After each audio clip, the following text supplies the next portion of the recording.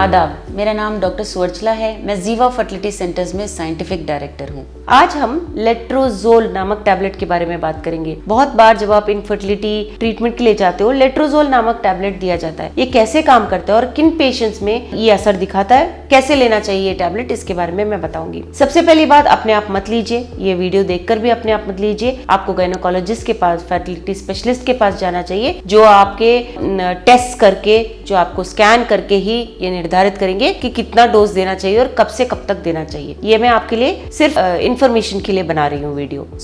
Letrozole के बारे में जानने के पहले हमें एक प्रोटीन के बारे में बात करना चाहिए, जिसका नाम है एरोमेटेज प्रोटीन। ये प्रोटीन क्या करता है? ईस्ट्रोजन नामक हार्मोन को रिलीज करता है। ये ईस्ट्रोजन नामक हार्मोन अगर ज्यादा होता है तो अंडा ठीक से बढ़ता नहीं है। स्पेशली पीरियड के पहले दिनों में ही अगर ईस्ट्रोजन हार्मोन बहुत ज्यादा है, इसका मतलब ये है कि ईस्ट्रोजन पहले से ही हाई है, इसलिए बाकी हार्मोन जो एग के ग्रोथ के लिए रिस्पॉन्सिबल है वो रिलीज नहीं हो रहे। ये लेट्रोजोल क्या करता है? ये एरोमेटेज प्रोटीन को कम करता है, ब्लॉक करता है, वो रिलीज नहीं करता, जिसकी वजह से बॉडी में ईस्ट्रोजन भी कम हो जाता है। ईस्ट्रोजन कम होने से क्या होता है? ब्रेन को एक सिग्नल जाता है कि एग ग्रोथ के लिए जो हार्मोन्स चाहिए उसे रिलीज करो, जिसका नाम है फॉलिकल स्टिमुलेटिंग हार्मोन, FSH कहते हैं हम उसे। वो FSH जब रिलीज होता है तो अंडा बढ़ना शुरू होता है। उसके बाद ल्यूटिनाइजिंग हार्मोन रिलीज होता है, जिससे अंडा ओव्यूलेट होता है, रिलीज होता है ओवरी से। तो लेट्रोजोल ईस्ट्रोजन को कम करके उन हार्मोन्स को रिलीज करने के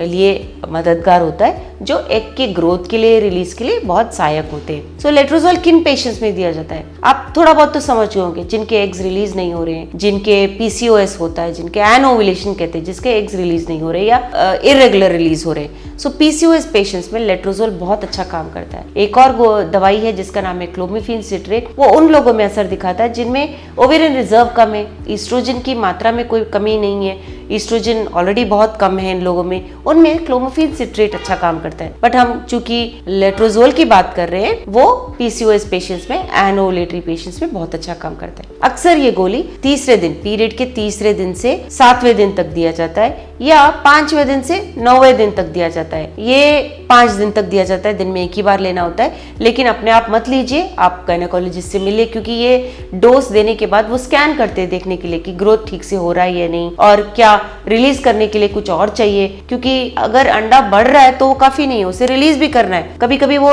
रेसिस्टेंट रहने के कारण वो रिलीज नहीं होता है, जिसके लिए HCG, human chorionic gonadotrophin hormone दिया जाता है। ये हार्मोन ल्यूटिनाइजिंग हार्मोन जैसा है, जो बॉडी ऑलरेडी प्रोड्यूस कर रहा होता है। ये ल्यूटिनाइजिंग हार्मोन एग के रिलीज के लिए बहुत जरूरी होता है, इसलिए जब वो रिलीज नहीं हो रहा होता है, ये HCG नामक इंजेक्शन आपको डिसाइड किया जाता है कि दे या ना दे।